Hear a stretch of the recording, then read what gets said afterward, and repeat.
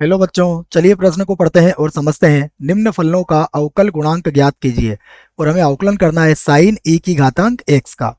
प्रश्न को हल करने से पहले प्रश्न के लिए मुख्य अवधारणा लिख लेते हैं। तो प्रश्न की मुख्य अवधारणा जिसकी सहायता से हम इस प्रश्न को हल करेंगे।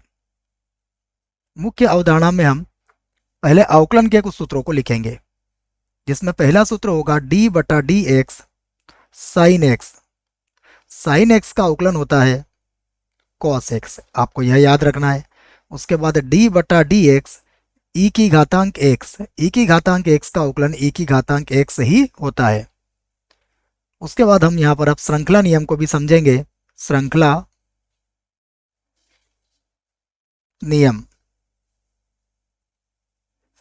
श्रृंखला नियम के लिए हम यहाँ पर दो फलनों का उपयोग करेंगे। दो से अधिक फलन भी इसमें लिए जा सकते हैं। यदि पहला फलन मेरे पास है y बराबर एफ यू और दूसरा फलन है u बराबर जी एक्स, तब dy बाई डी एक्स होता है dy बटा डी यू और गुणा du बटा dx। तो यह आप याद रखें। अब हम प्रश्न को y के बराबर मानेंगे और हल करेंगे। तो माना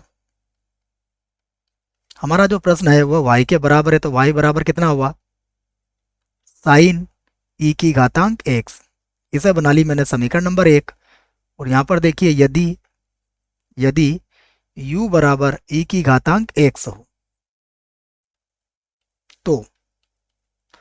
तो y बराबर कितना हो जाएगा साइन u के बराबर हो जाएगा। अब हम इनका अवकलन कर लेते हैं। तो अब सबसे पहले मैं लिखता हूं u बराबर ई की घातांक x और इसका अवकलन करेंगे हम x के सापेक्ष। तो हम लिख देते हैं x के सापेक्ष अवकलन करने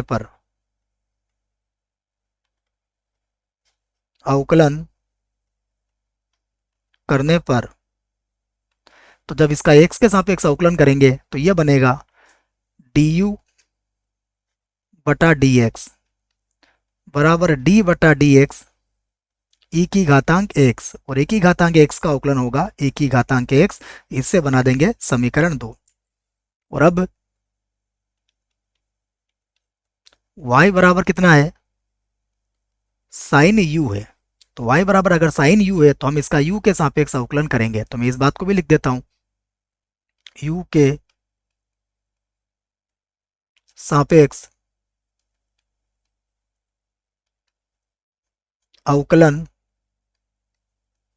करने पर, u के सापेक्ष अवकलन करेंगे तो यह बनेगा dy बटा du।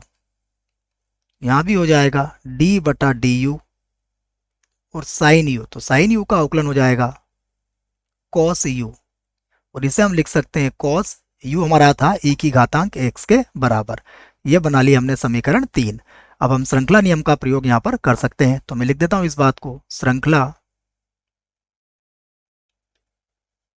नियम से श्रृंखला नियम से dy बाई dx होगा dy बटा du और गुणा du बटा dx के बराबर।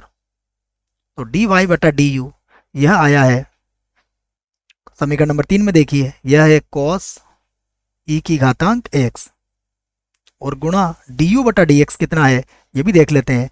du बटा dx से e की घातांक x, तो ये हो गया e की घातांक x। तो इसे हम ऐसा भी लिख सकते हैं e की घातांक x गुणा cos e की घातांक x। तो यह किसके बराबर होगा dy बटा dx के। यही हमारे प्रश्न का उत्तर होगा। आशा करता हूं आपको इस प्रश्न का उत्तर समझ में आया होगा। धन्यवाद।